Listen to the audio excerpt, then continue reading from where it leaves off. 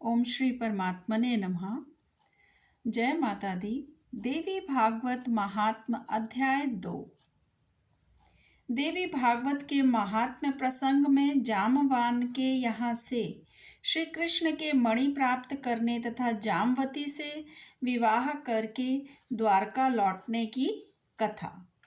ऋषियों ने पूछा कि महाबुद्धिमान सूत जी, महाभाग वसुदेव ने कैसे पुत्र प्राप्त किया। भगवान श्री कृष्ण ने परिभ्रमण करके प्रसेन को कहाँ खोजा और क्यों खोजा। श्रीमद् देवी भागवत की यह कथा वसुदेव जी ने किस विधि से सुनी और इसके कौन वक्ता हुए, यह बताने की कृपा कीजिए। तो सूत जी बोले, भोजवंशी राजा सत्राजित द्वारका में सुखपूर्वक रहते थे। उनके द्वारा सदा सूर्य का आराधन हुआ करता था। भगवान सूर्य ने सत्राजित की भक्ति से परम प्रसन्न होकर उन्हें अपने लोक का दर्शन कराया। साथ ही उन्हें एक स्यामंतक नामक मणि दी। सत्राजित उस मणि को गले में धारण करके द्वारका आ गए। वह मणि अत्यंत चमकीली थी। उसे देखकर पुरवासियों ने समझा कि सूर्य नारायण स्वयं आ गए हैं। अतः सुधर्मा सभा में बैठे हुए भगवान श्री कृष्ण के पास जाकर वे उनसे कहने लगे कि जगत प्रभु, ये सूर्य नारायण आ रहे हैं। उनकी बात सुनकर भगवान श्री कृष्ण के मुख पर मुस्कान छा गई और वे बोले, अरे बालकों, ये सूर्य नहीं है, ये तो स्यामंतक मणि धारण कर सत्राजित आ रहे हैं। मणि के कारण इनकी ज्योति फैल रही है। सूर्य ने इन्हें यह मणि दी है। तदंतर सत्राजित ने ब्राह्मणों को बुलाकर उनसे स्वस्ति वाचन कराया, मणि की पूजा की और उस मणि को अपने भवन में स्थापित कर दिया। प्रतिदिन 8 भार स्वर्ण देने वाली वह मणि जहाँ भी जाती थी, वहाँ महामारी, दुर्भिक्ष एवं अन्य उत्पात संबंधी भय कभी नहीं ठहर सकते थे। सत्राजित के एक भाई थे, उनका नाम प्रसेन था। एक बार वे उस मणि को गले में धारण कर घोड़े पर सवार हुए और शिकार खेलने के लिए वन को चल पड़े। उन्हें सिंह ने देखा और घोड़े सहित मारकर मणि ले ली। ऋक्षराज जामवान बड़ा बली था। उसने देखा सिंह मणि लिए हुए है, अतः बिल के द्वार पर ही सिंह को मारकर उसने मणि छीन ली और उसे अपने पुत्र को खेलने के लिए दे दिया।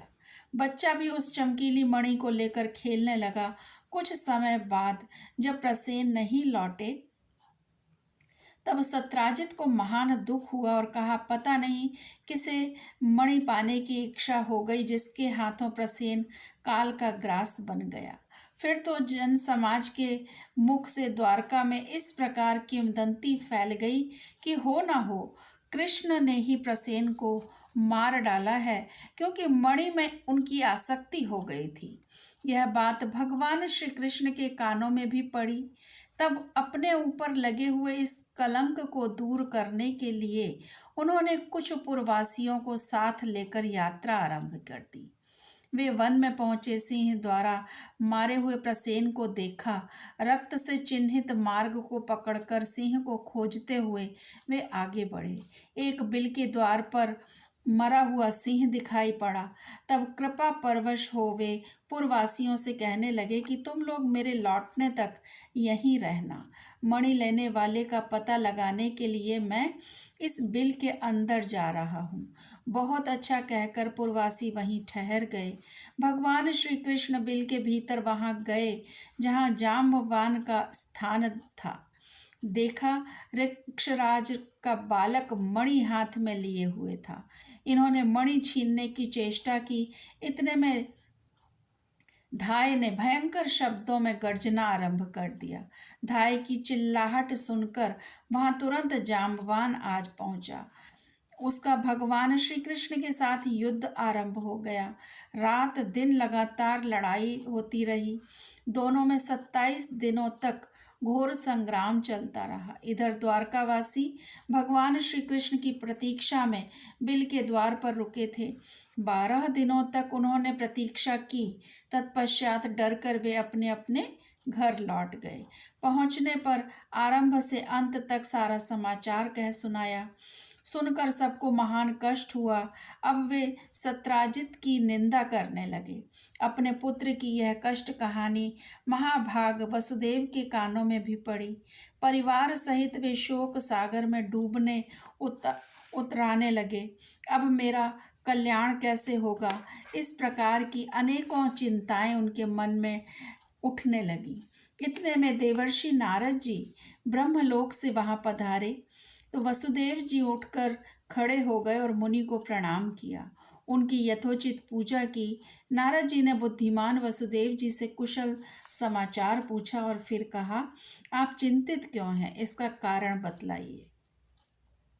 तो वसुदेव जी ने कहा कि मेरा प्रिय पुत्र कृष्ण प्रसेन को खोजने के लिए पूर्ववासियों के साथ वन में गया था। मरे हुए प्रसेन पर उसकी दृष्टि पड़ी।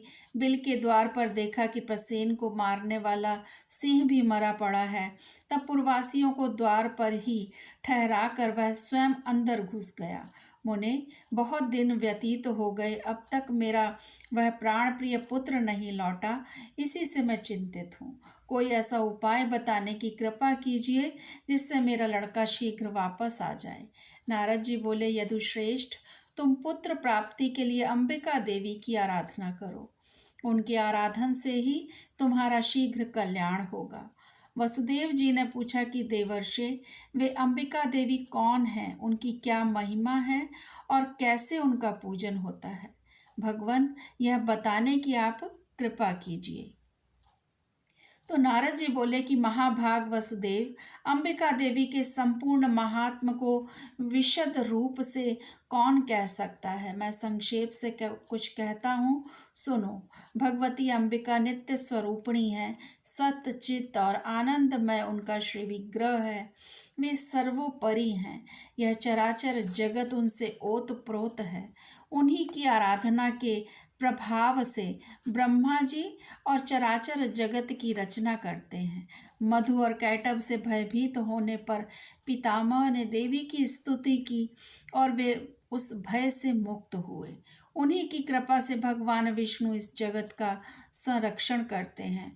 भगवान रुद्र पर उनकी कृपा दृष्टि पड़ी, तभी संसार के संहार में वे सफल हो सके। वे ही संसार बंधन में हेतु हैं। मुक्त कर देना भी उन्हीं का काम है। वे देवी परमा विद्या स्वरूपिणी हैं। संपूर्ण शक्तिशालियों पर भी उनका शासन रहता है। तुम नवरात्रि विधि से उन भगवती जगदम्बिका का पूजन करके 9 दिनों में श्रीमद् देवी भागवत पुराण सुनो। उस पुराण के श्रवण करने से शीघ्र ही तुम्हारा पुत्र घर लौट आएगा। इस पुराण के पढ़ने और सुनने वाले से भुक्ति मुक्ति दूर नहीं रह सकती। इस प्रकार मुनिवर नारद जी ने के कहने पर वसुदेव जी ने उनके चरणों में मस्तक झुकाया और अपार प्रसन्नता प्रकट करते हुए वे कहने लगे। वसुदेव जी बोले, भगवान, आपके कहने पर भगवती जगदम्बिका के कृपा प्रसाद से सिद्ध होने वाला अपना पूर्व प्रसंग मुझे याद आ गया। उसे मैं कहता हूँ, सुनिए।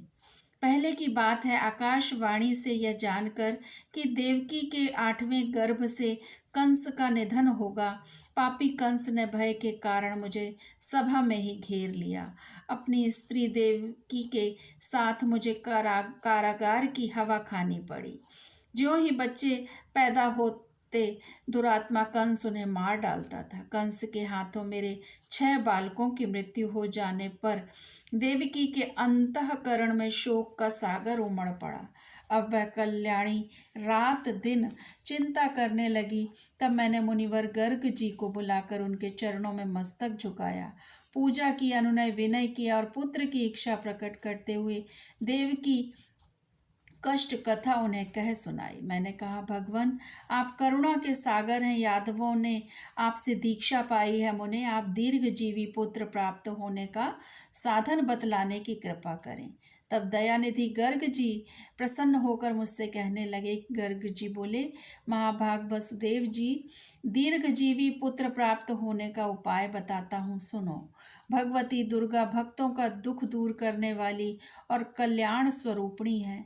तुम उन्हीं की आराधना करो, उनकी कृपा से तुम्हारा तुरंत कल्याण हो जाएगा, क्योंकि उनकी उपासना से अखिल जनों के समस्त मनोरथ पूर्ण हो जाते हैं। भगवती दुर्गा में भक्ति रखने वाले मनुष्यों को जगत में कुछ भी दुर्लभ नहीं है। मुनि के यों कहने पर हम पति पत्नी दोनों के हृदय में अपार हर्ष छा गया। मैंने अत्यंत भक्ति पूर्वक उनको प्रणाम किया और हाथ जोड़कर कहा, भगवान, आप परम दयालु हैं। यदि मुझ पर आपकी कृपा हो तो मथुरापुरी में रहकर ही आप मेरे लिए भगवती जगदम्बिका की आराधना आरंभ कर दीजिए। महामते, मैं कंस के यहाँ बंदी बना हूँ। इस समय मुझसे कुछ भी होने की संभावना नहीं दिखती, अतः आप ही इस दुख रूपी दुस्तर सागर से उद्धार करने की कृपा कीजिए। इस प्रकार मेरे कहने पर मुनिवर गर्ग जी प्रसन्न होकर बोले कि वसुदेव, तुम मेरे अति प्रेम पात्र हो, अतएव तुम्हारे कल्याणार्थ मैं अवश्य यत्न करूंगा। फिर तो मेरे प्रेम पूर्वक प्रार्थना करने पर मुनिवर गर्ग जी भगवती जगदम्बिका की आराधना करने के लिए कुछ ब्राह्मणों को साथ लेकर विंध्य पर्वत पर चले गए। वहां पहुंचकर वे भक्तों के मनोरथ पूर्ण करने वाली जगन माता के जप और पाठ में संलग्न होकर उनकी आराधना करने लगे। अनुष्ठान समाप्त होने पर आकाशवाणी हुई, मुने, मैं प्रसन्न हूँ, तुम्हारा कार्य अवश्य सिद्ध होगा। पृथ्वी का भार दूर करने के लिए मैंने श्री विष्णु को आदेश दिया है। वसुदेव के यहाँ देवकी के गर्भ से वे अपना अंशावतार ग्रहण करेंगे। उनके प्रकट होते ही वसुदेव जी कंस के डर से उन्हें लेकर गोकुल में नंद जी के घर पहुंचा देंगे। साथ ही यशोदा जी की कन्या को ले जाकर अपने यहाँ आए हुए कंस को दे देंगे और कंस उस कन्या को जमीन पर दे मारेगा। इतने में ही वह कन्या कंस के हाथ से छूट जाएगी और उसका अत्यंत मनोहर रूप हो जाएगा। मेरा ही अंश रूप विग्रह धारण करके वह विंध्यगिरि पर जाकर जगत के कल्याण में संलग्न हो जाएगी। इस प्रकार आकाशवाणी सुनकर मुनिवर गर्ग जी ने भगवती जगदम्बिका को प्रणाम किया और अत्यंत प्रसन्न होकर वे मथुरापुरी में आए। मैंने उनके मुख से देवी का वरदान सुना। सुनते ही हम पति पत्नी दोनों को बड़ी ही प्रसन्नता हुई। मेरे हृदय में आनंद का समुद्र उमड़ पड़ा। तभी से भगवती जगदम्बिका का उत्तम महात्म्य मैं जानता था। देवर्षे, आज भी आपके मुखार विंद से वही महात्म्य मैं सुन रहा हूँ। अतः प्रभु, आप ही मुझे श्रीमद् देवी भागवत सुनाने की कृपा कीजिए। देवर्षे, आप दया के सागर हैं। मेरे सौभाग्य से ही आपका यहाँ पधारना हुआ है। वसुदेव जी का कथन सुनकर नारद जी प्रसन्न हो गए और शुभ दिन और शुभ नक्षत्र में उन्होंने कथा आरंभ कर दी। कथा की निर्विघ्न समाप्ति के लिए अनेकों ब्राह्मण नवार्ण जप करने लगे। कुछ ब्राह्मणों ने मार्कंडेय पुराणोक्त दुर्गा सप्तशती का पाठ प्रारंभ कर दिया। नारद जी ने प्रथम स्कंद से कथा आरंभ की। वसुदेव जी भक्ति पूर्वक सुनते रहे। 9वें दिन तक कथा प्रसंग समाप्त हुआ। महाभाग वसुदेव जी ने प्रसन्न होकर पुस्तक और कथावाचक की यथायोचित पूजा की। उस समय भगवान श्री कृष्ण का जामवान के साथ बिल में युद्ध चल रहा था। पश्चात भगवान श्री कृष्ण के मुष्टि प्रहार से जामवान घायल हो गया। उसकी देह रक्त से सन गई। फिर जब चेत हुआ तब उसने भगवान श्री कृष्ण के चरणों में मस्तक झुकाया और अपार श्रद्धा प्रकट करता हुआ वह उनसे अपना अपराध क्षमा कराने लगा। उसने कहा, भगवान, मैं आपको जान गया। आप ही राघवेंद्र भगवान श्री राम हैं। आपके क्रोध से समुद्र क्षुब्ध हो उठा था। लंका चौपट हो गई और सब परिवार रावण काल का ग्रास बन गया। भगवान, वे ही आप सब अब श्री कृष्ण रूप से पधारे हैं। मेरी उद्दंडता क्षमा करें प्रभु। मैं सब तरह से आपका सेवक हूँ। उचित आज्ञा देने की कृपा करें। जामवान की बात सुनकर जगत प्रभु भगवान श्री कृष्ण ने कहा, ऋक्षराज, हम मणि के लिए यहाँ बिल में आए हैं। फिर तो ऋक्षराज जामवान ने प्रीतिपूर्वक भगवान श्री कृष्ण की पूजा की, अपनी कन्या जामवंती का उनके साथ विवाह कर दिया और मणि भी सौंप दी। तब श्री कृष्ण ने जामवंती को पत्नी रूप में स्वीकार करके मणि गले में धारण कर ली और जामवान से विदा लेकर वे द्वारका के लिए प्रस्थित हो गए। उसी दिन देवी भागवत की कथा समाप्त हुई और उदार बुद्धि वसुदेव जी ने ब्राह्मणों को भोजन कराकर उन्हें दक्षिणा से प्रसन्न किया। विप्रगण आशीर्वाद दे रहे थे कि उसी समय भगवान श्री कृष्ण मणि धारण किए हुए पत्नी के साथ वहां आ पहुंचे।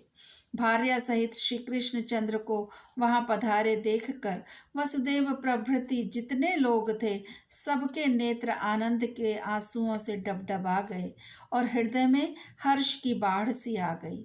तदंतर देवर्षि नारद जी भगवान श्री कृष्ण के आगमन से हर्षित हो श्री कृष्ण चंद्र और वसुदेव जी से आज्ञा लेकर ब्रह्म सभा को चल दिए।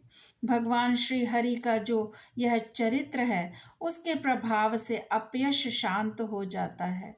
शुद्ध चित्त होकर निर्मल भक्ति के साथ जो इसे पढ़ता अथवा सुनता है, वह पूर्ण सुखी हो जाता है।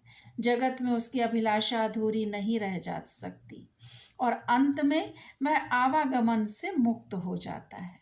ओम जय माता दी। यदि आपको मेरा चैनल और मेरी वीडियोस पसंद हैं तो मेरे चैनल को सब्सक्राइब करें और वीडियोस को लाइक और शेयर करें। जय माता दी।